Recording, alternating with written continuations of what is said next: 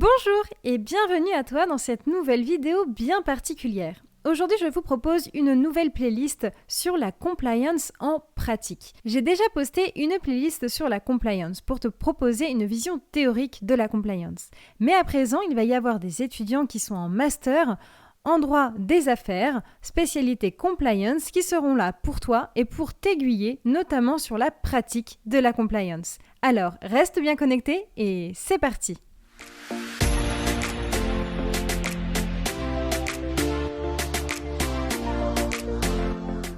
Quelle est la différence entre éthique et compliance ? L'éthique des affaires et la compliance ne vont pas l'une sans l'autre.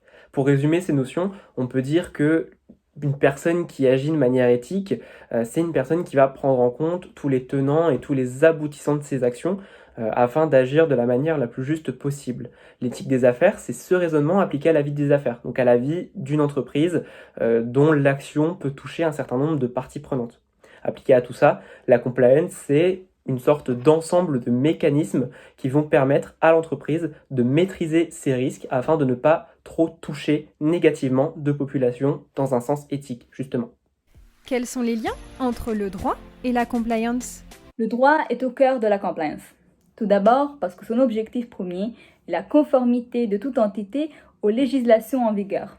Mais la logique de la compliance ne s'arrête pas là.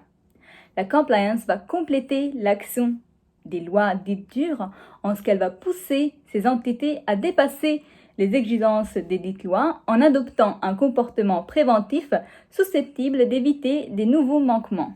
Pourquoi a-t-on besoin de direction conformité ? Les directions de la conformité sont essentielles au sein des entreprises pour pouvoir identifier les risques auxquels son activité est confrontée. Ça va passer notamment par la mise en place d'un programme de conformité justement pour maîtriser ces risques.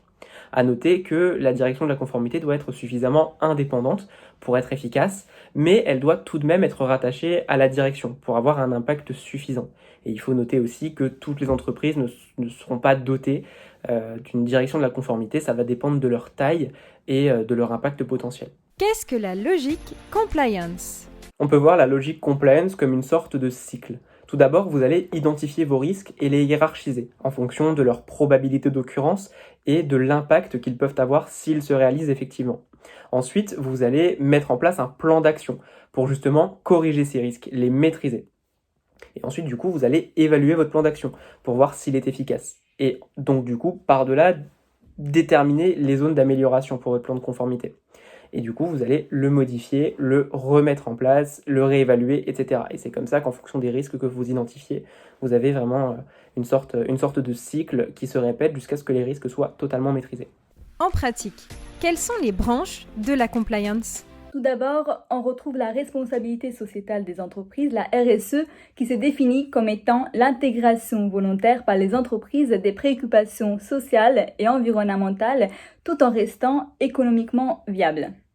Il y a également l'anticorruption qui se matérialise par la mise en place d'un ensemble d'actions visant à prévenir et à détecter toute atteinte au devoir de probité.